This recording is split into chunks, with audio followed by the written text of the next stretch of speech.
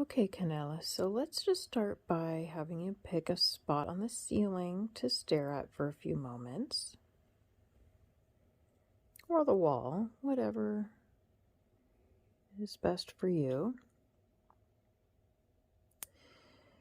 And you'll start to notice some physiological changes starting to occur, like your eyelids beginning to grow heavier and wanting to close.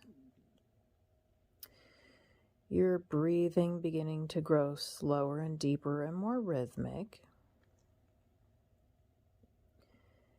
And even some dryness beginning to form in the mouth and throat area, and the urge to swallow becomes more prominent. And those are just signals that your body is beginning to access the hypnotic state.